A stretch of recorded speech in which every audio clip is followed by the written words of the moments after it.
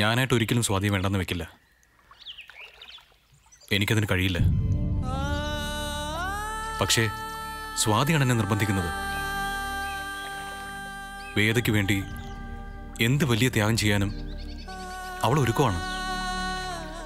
അവൾ അങ്ങനെ പറയുമ്പോൾ പ്രതിസന്ധിയിലാവുന്നത് ഞാനല്ലേ? അവളുടെ ഭാഗത്തു നിന്ന് നോക്കുമ്പോൾ അതിലൊരുപാട് ശരികളുമുണ്ട്. ആ ശരികളിൽ തെറ്റുകാരന്റെ മുഖം അതെന്റെ മാത്രമാണ് ഗിരി. എന്റെ പക്വതയില്ലായ്മ, പിടിപ്പുകേട്, അതിന്റെ ഇരകളാണ് സ്വാതിയും വേദയും. ഇതുവരെ ഞാൻ പ്രവർത്തിച്ചത് മുഴുവൻ എന്റെ സ്വാർത്ഥതയ്ക്ക് വേണ്ടിയായിരുന്നു. പണ്ട് വേദയ്ക്ക് വേണ്ടി ബാധിച്ചതും ഇപ്പൊ സ്വാതിക്ക് വേണ്ടി ബാധിക്കുന്നതും ഒക്കെ എന്റെ സൗകര്യത്തിനനുസരിച്ചാ. എളുപ്പത്തിൽ വെച്ചു മാറാൻ കഴിയുന്ന ഒന്നല്ല ജീവിതമെന്ന പാഠം ഇപ്പോഴാണ് ഞാൻ പഠിച്ചത്. നമ്മൾ വിട്ടുകളഞ്ഞാലും നമ്മളെ വിട്ടുപോകാത്ത പലതും നമ്മുടെ ജീവിതത്തിലുണ്ട്. എന്നെ സംബന്ധിച്ചിടത്തോളം പണ്ടത് സ്വാതിയായിരുന്നെങ്കിൽ ഇപ്പോഴാ സ്ഥാനത്ത് വേദയാണെന്ന് മാത്രം. നിന്റെ പ്രയാസം എനിക്ക് മനസ്സിലാവും.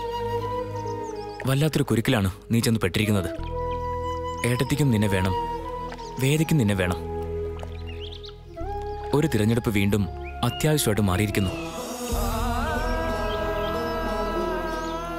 എനിക്ക് സ്വാതിയെ മതി.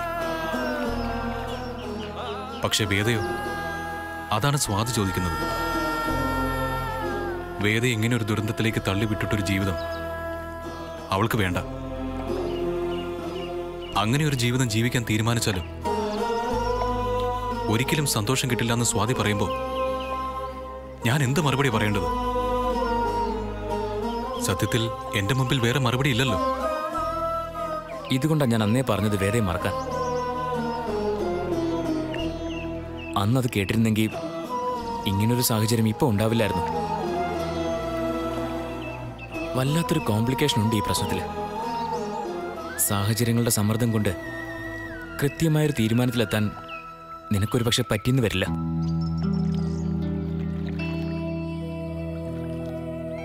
എനിക്കറിയാം. അതിന്റെ സങ്കടത്തിലാ ഗിരി ഞാനിപ്പോ. എനിക്കൊരു കാര്യം ബോധ്യമായി. നമ്മുടെ ജീവിതം നന്നാക്കുന്നതിനും തകർക്കുന്നതിനും വിധിക്കോ ദൈവത്തിനോ ഒന്നും പങ്കില്ല. നമ്മുടെ ജീവിതത്തിലെ നായകനും വില്ലനും നമ്മൾ തന്നെയാ. നീ നേരത്തെ പറഞ്ഞില്ലേ പണ്ട് ഞാൻ നിങ്ങളുടെയൊക്കെ മുമ്പിൽ വില്ലനായിരുന്നുവെന്ന്. അത് ശരിയാണ്.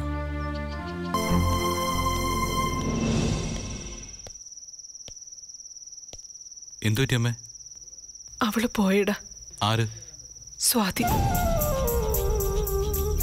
ഞങ്ങളെല്ലാവരും പോണ്ടെന്ന് പറഞ്ഞതാ, പക്ഷെ കേട്ടില്ല. നിനക്ക് വേണ്ടിയാ അവൾ ഇറങ്ങിപ്പോയത്, വേദയുടെ അസുഖം മാറാൻ. ഇതല്ലാതെ വേറെ വഴി ഉണ്ടായിരുന്നില്ലല്ലോ അവളുടെ മുമ്പില്. നീ പോവാൻ പറയുന്നതിന് മുമ്പ് അവളങ്ങ് ഇറങ്ങിയെന്നേ ഉള്ളൂ. ഞാൻ ഒരിക്കലും അങ്ങനെ പറയില്ലായിരുന്നു. വേദയായിട്ട് ജീവിക്കുമ്പോ സ്വാതി ഒരു തടസ്സമാണല്ലോ. വേദയുമായിട്ട് ജീവിക്കാൻ പോകുന്ന നിന്നോട് ആരാ പറഞ്ഞത്? ഞാൻ അങ്ങനെ ഒരു തീരുമാനം എടുത്തിട്ടില്ല.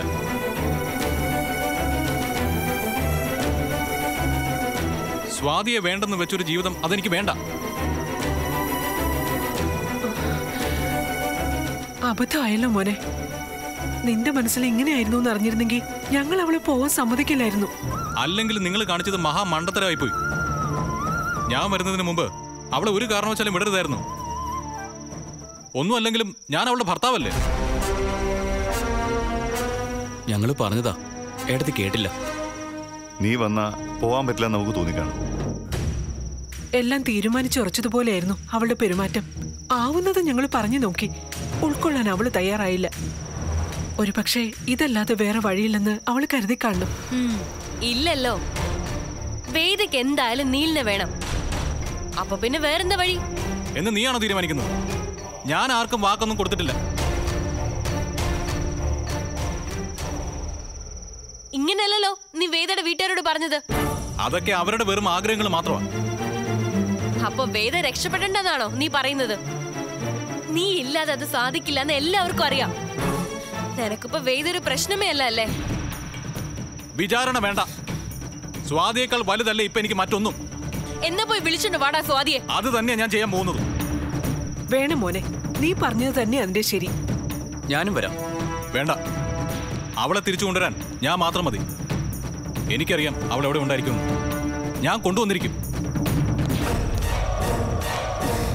എല്ലാം തീർന്നതാ. വീണ്ടും കുഴപ്പമുണ്ടാക്കാനുള്ള പരിപാടിയാ നീലിന്റെ. എന്താ കുഴപ്പം? ഒരു കുഴപ്പമില്ല. അവനെ തിരിച്ചു വിളിക്കാൻ തീരുമാനിച്ചത് അവന്റെ ഭാര്യയാ. അതിലൊരു തെറ്റുമില്ലെന്ന് മാത്രമല്ല, അതാണ് ശരി.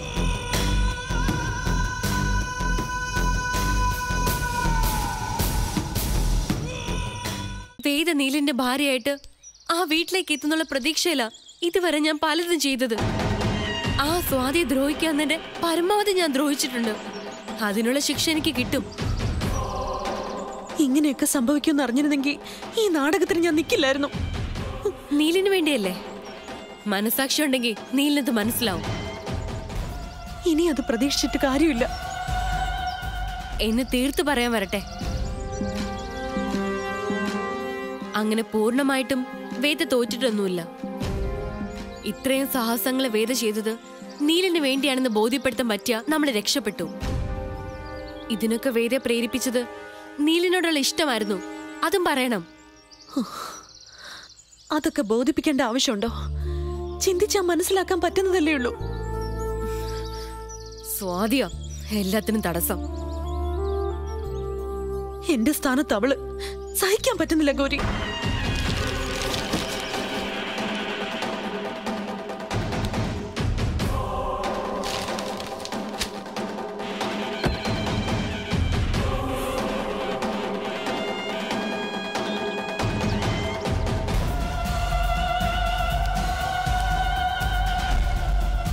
അവിടെ വന്നേ. അടുത്ത പ്ലാൻ എന്താണെന്ന് ഇപ്പൊ പറയണം. ആശുപത്രിയിൽ പോയി കിടന്നതുപോലുള്ള തോന്നിയാസങ്ങൾ ആവർത്തിക്കാനാണ് പരിപാടിയെങ്കിൽ ഈ വീട്ടിൽ താമസിച്ചുകൊണ്ട് അത് പറ്റില്ല. നീ എന്ത് വിവരക്കേട്ട ചെയ്തേ? അവന് വേണ്ടി ഇത്രയും സഹിക്കേണ്ട എന്താ ആവശ്യം നിനക്കുള്ള? ശരീരം നോവിക്കാത്തതിന്റെയാ. എന്നെ തല്ലിയാ നിങ്ങളുടെയൊക്കെ ദേഷ്യം തീരുമെങ്കിൽ തല്ലിക്കോ.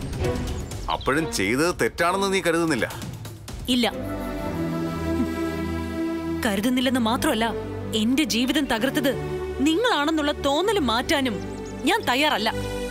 അറിയാലോ, നീലും ഞാനും തമ്മിലുള്ള ബന്ധത്തെ നിങ്ങൾ എതിർത്തതുകൊണ്ടാ എന്റെ ജീവിതം ഇങ്ങനെയൊക്കെ ആയിപ്പോയത്. ഗുണ്ടകളെ വിട്ട് നീലിനെ കൊല്ലാൻ വരെ നോക്കി. അതിന്റെയൊക്കെയാ ഞാൻ ഇതുവരെ അനുഭവിച്ചതും ഇനി അനുഭവിക്കാൻ പോകുന്നതും. എല്ലാം അവസാനിച്ചു എന്ന് ആരെങ്കിലും കരുതുന്നുണ്ടെങ്കിൽ അത് വെറുതെയാ. എന്നെ തോൽപ്പിക്കാമെന്ന് ഒരാളും വിചാരിക്കണ്ട. ഞങ്ങളെ ഇത്ര മാത്രം തീ തിരിച്ചത് പോരടി നിനക്ക്. ഞാൻ എന്ത് വേണോന്നാ നിങ്ങൾ പറയുന്നത്? എല്ലാം അങ്ങ് അവസാനിപ്പിക്കണം. എന്നിട്ട് ഞങ്ങൾ പറഞ്ഞത് അനുസരിച്ച് അങ്ങ് ജീവിക്കണം. നിനക്ക് നന്മയുണ്ടാവാത്ത ഒന്നും ഞങ്ങൾ ചെയ്യില്ല. നന്മ?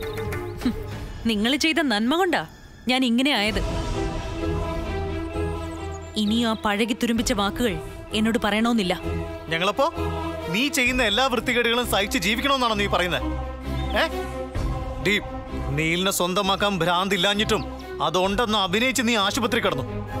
എന്നിട്ട് നിനക്ക് എന്താ കിട്ടിയത്? അവനെ നേടാൻ പറ്റിയോ? അതൊക്കെ പോട്ടെ. അതുകൊണ്ടുണ്ടായ മാനക്കേട് എത്ര വലുതാണെന്ന് ഇവള് വിചാരിച്ചു വെച്ചിരിക്കുന്നത്. നാളെ മറ്റൊരു ചെറുക്കനെ കെട്ടി സുഖമായിട്ട് ജീവിക്കാനുള്ള കുട്ടിയാ ഇവള്.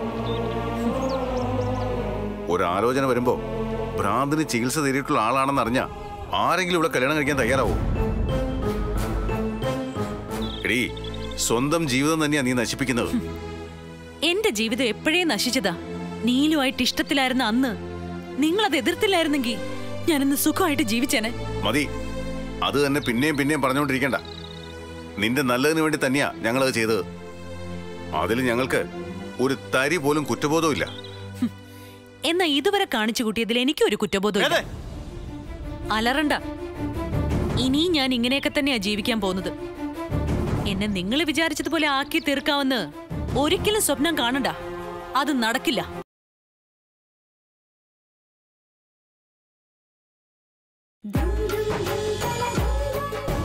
ഇറങ്ങി വരല് വേണ്ടിയിരുന്നില്ല. എന്നാ പൊയ്ക്കോ. ഞാൻ നിന്നെ പോലെ പേടിത്തൊണ്ടിയൊന്നുമല്ല. ഫൈറ്റ് ചെയ്യും. എത്ര നാൾ ഫൈറ്റ് ചെയ്യും? ആരോട് ഫൈറ്റ് ചെയ്യും? അതുകൊണ്ട് എന്താ വേദ പ്രയോജനം?